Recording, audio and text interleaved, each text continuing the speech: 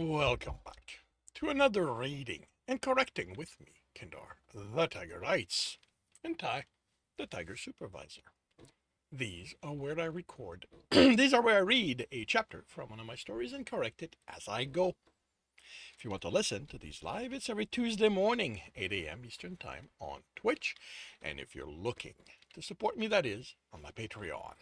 Today we are doing chapter 70 of Breaking Step. Quigley dropped in the chair. You weren't kidding, he told Jackal, who grinned. Am I ever? Tibbs's friends frowned. Oh, what am I not kidding about this time? It was only them at the table. Mez was off with his girl, something about making her parents happy. Dawn had been asked to join other corruption sorcerers for something.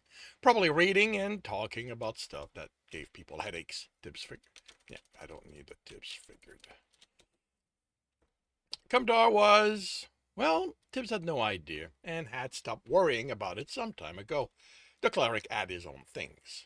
The fourth floor, Quigley said. What is that thing? Can't talk about it, Jekyll said. I know, you know the... Get off it, the warrior said, lowering his voice. You're the first one to break the rules when it suits you.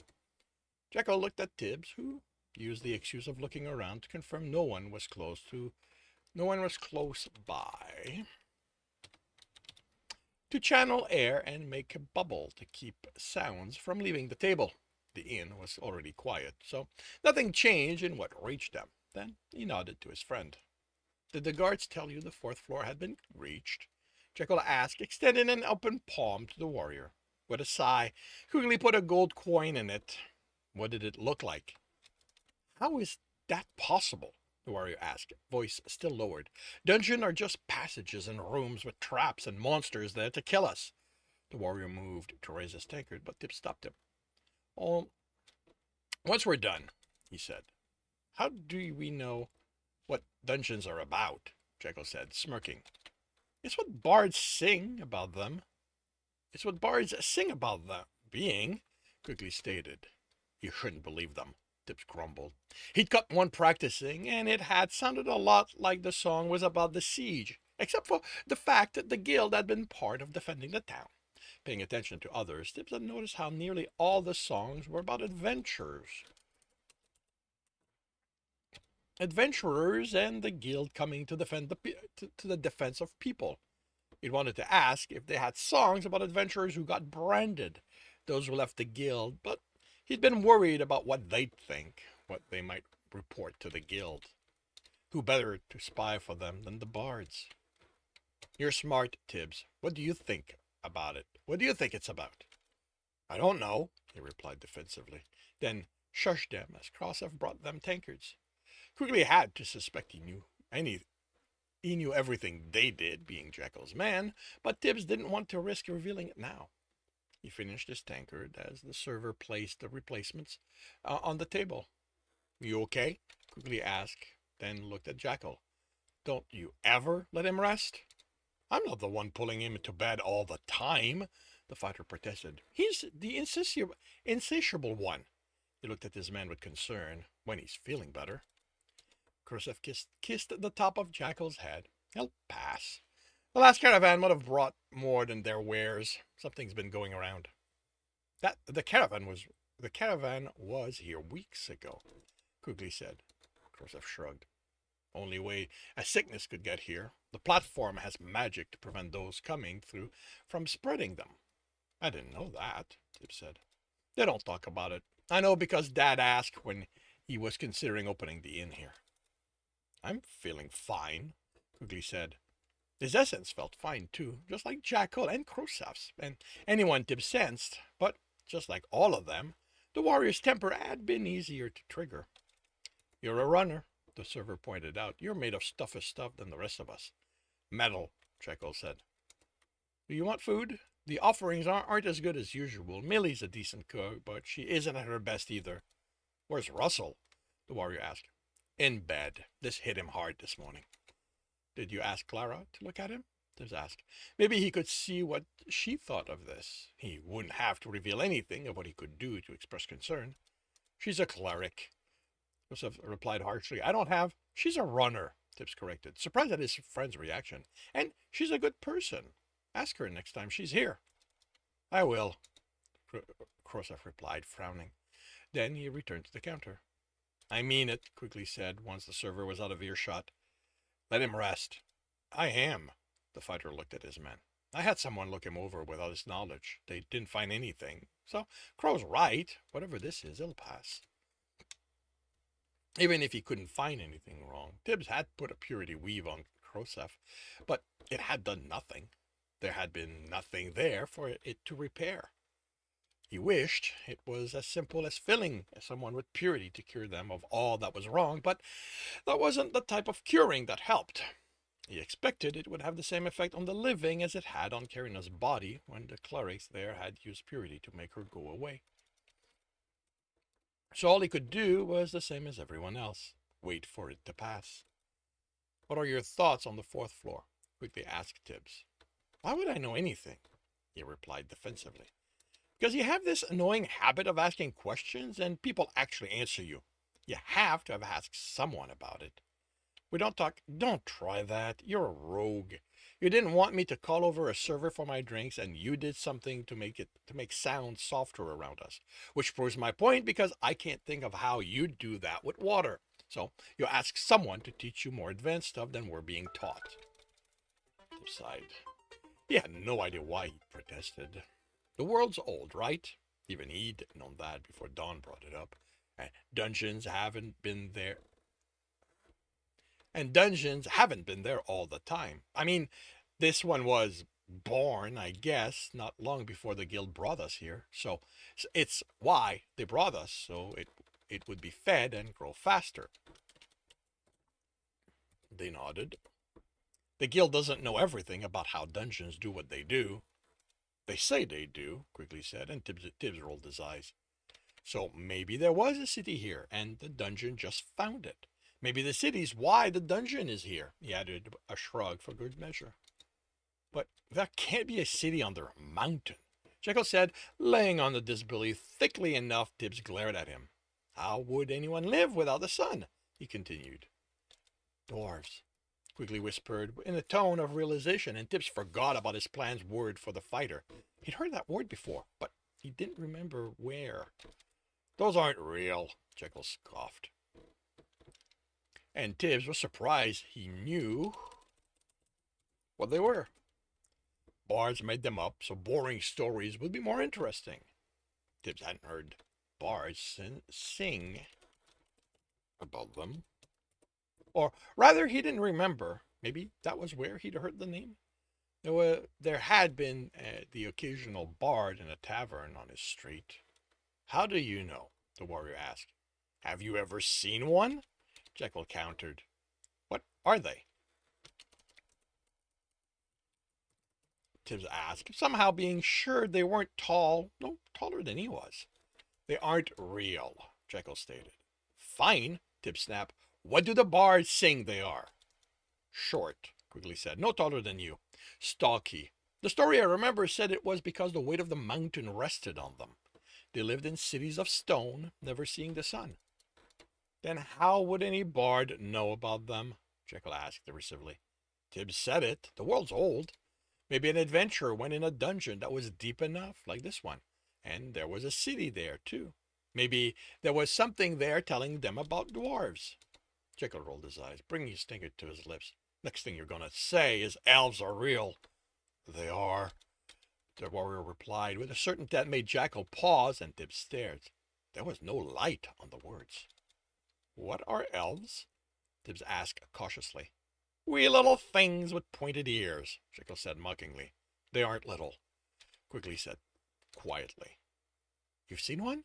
Tibs asked, ignoring Jekyll's scoff. At least Quigley believed what he said. He swallowed. I think so. So you don't know, Jekyll said triumphantly. Can you tell me? Tibs asked. It was in my third year in the army, the warrior said, even as he shook his head. The kingdom abuts this forest sunward. It's the entirety of the border there because the king's never been able to expand into it. We call it the dam's forest. Anyone sent into it is damned to never return. He took a long drink. My regiment was charged with protecting the woodcutters the king sent in sent in another attempt to expand his lands. They they only fell one tree. He fell silent, looking into his tankard. You have to understand, those aren't trees like the one you've seen. Those trees touch the sky. Their trunks are so large, 100 men can't encircle one of them. It took 4 days to bring down that one tree.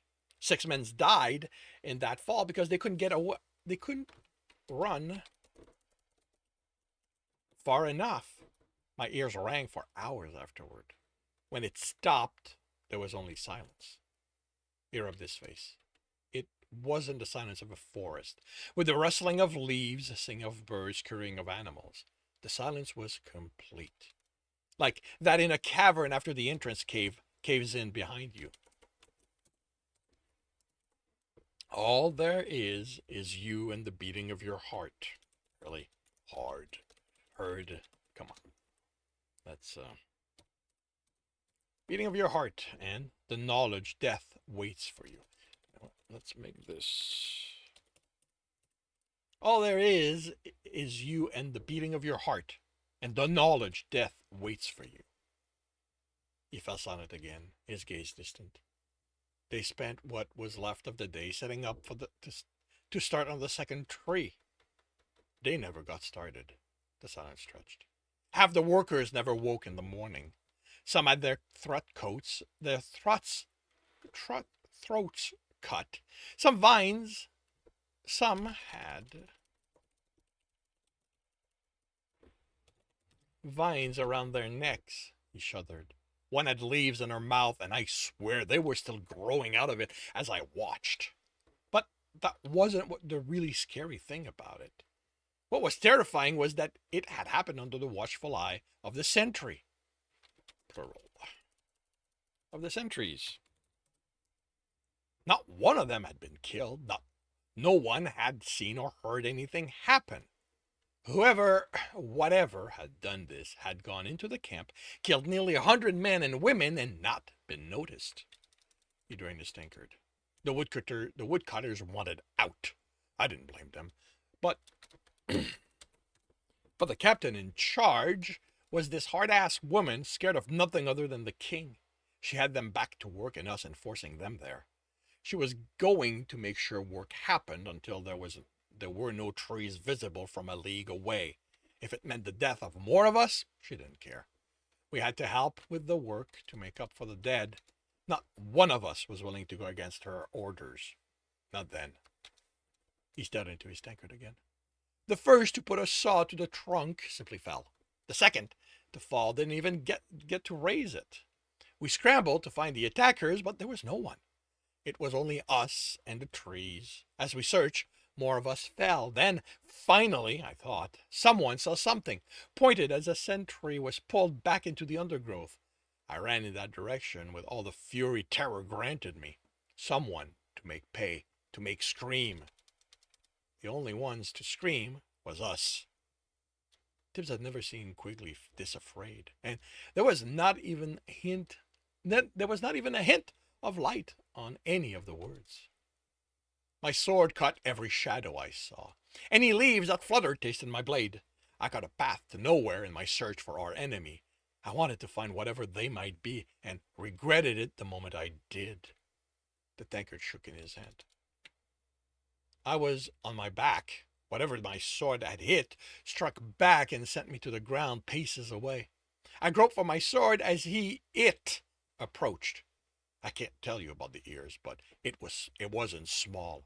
Taller than I am, lanky like a branch. Skin like bark of the trees, eyes green like it shouldn't be possible. It pointed a spear at me, hate in those eyes so deep I soiled myself. His chuckle was almost a sob. I ran. There was finally something scarier than the captain. I screamed and I ran. Let them call me a deserter. Let them send me to the stockade. That was preferable to whatever death awaited me in that damned forest. I have no idea how I made it out. Why I wasn't pinned by that spear the instant I moved. I was just happy I did. I don't know who else, if anyone else, made it out. I told them everything when I reached the garrison, warned them that only death waited there. There had been nearly 400 trained soldiers escorting half that in woodcutters, and I was the only one to make it back. When Quigley looked at him, Tibs saw the fear in his eyes. There was nothing left behind. I found out later, not even that felled tree as proof we'd ever made it into the forest. Those the king sent to retrieve the tools, armors, and weapons found nothing. If not for the trampled grass leading to the edge of the forest, I'd have been accused of never even going into the forest. It had essence, Tibbs whispered. Quigley shuddered, then nodded.